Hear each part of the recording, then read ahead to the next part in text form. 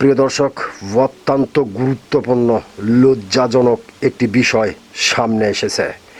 প্রিয় দর্শক, ফেনীর ছাগলনাইয়া উপজেলায় আর্থিক সহায়তার কথা বলে কমলা বেগম নামে এক প্রতিবন্ধী নারীকে নির্জন স্থানে নিয়ে সংঘবদ্ধ ধর্ষণের ঘটনা ঘটেছে।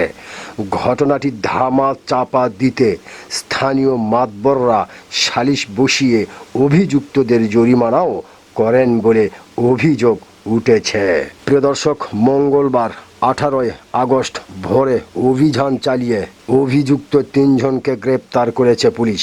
গ্রেপ্তাররা হলেন ছাগলনাইয়া উপজেলার উত্তর ছয়ঘরিয়া গ্রামের সাকিব, ইয়াসিন ও আরমান।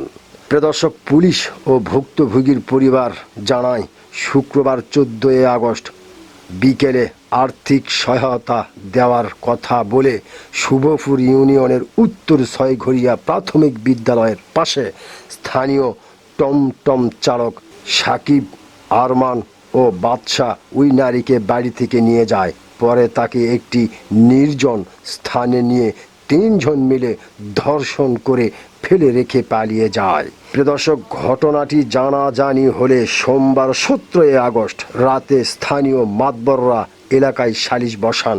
সেখানে অভিযুক্তদের মাত্র 30,000 টাকা জরিমানা করা হয়। গুরুতর এই অপরাধটি আইন শৃঙ্খলা রক্ষাকারী বাহিনীকে না জানিয়ে সালিশের মাধ্যমে মীমাংসা করায় বিষয়টি পুলিশের নজরে এলে মঙ্গলবার ভোরে ছয়ঘরিয়া গ্রামে অভিযান চালিয়ে অভিযুক্ত 3 জনকে গ্রেপ্তার করে ছাগলনাইয়া থানা পুলিশ। প্রিয় দর্শক, ভুক্তভোগী পরিবারের দাবি, সালিশের মাধ্যমে নয়, আইনি প্রক্রিয়ায় এই ঘটনার সঙ্গে জড়িত প্রত্যেকের দৃষ্টান্তমূলক শাস্তি নিশ্চিত করতে হবে। ছাগলনাইয়া থানার পুলিশ পরিদর্শক ওসি মোহাম্মদ আবু তাহের বলেন, প্রতিবন্ধী নারীকে গণধর্ষণের ঘটনায় অভিযুক্ত 3 যুবককে আটক করা হয়েছে। ভুক্তভোগীর স্বামী বাদী হয়ে ধর্ষণের মামলা প্রক্রিয়াধীন।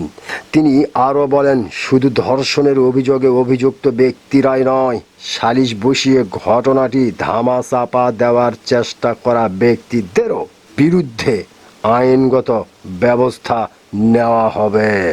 প্রিয় দর্শক, এতক্ষণ আপনার মূল্যবান সময় দেওয়ার জন্য আপনাকে অসংখ্য ধন্যবাদ। আল্লাহ হাফেজ।